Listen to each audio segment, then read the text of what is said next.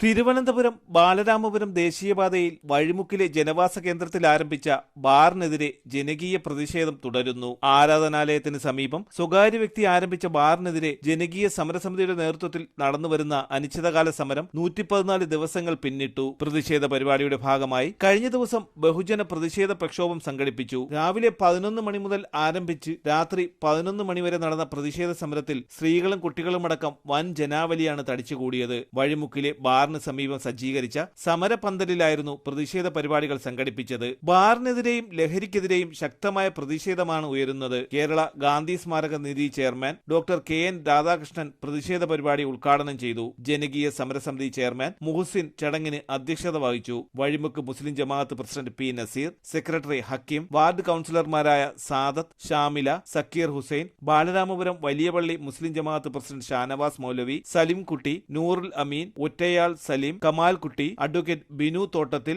SOS ജില്ലാ finance secretary Jasmin Vallakkadavu, Muhammad Anas, Hafil Rahman തുടങ്ങി വിവിധ മത, സാമൂഹ്യ, സാംസ്കാരിക, രാഷ്ട്രീയ പാർട്ടി നേതാക്കളും സമരത്തിന് ഐക്യദാർഢ്യം പ്രഖ്യാപിച്ചു. തലസ്ഥാന വാർത്തകൾ തിരുവനന്തപുരം.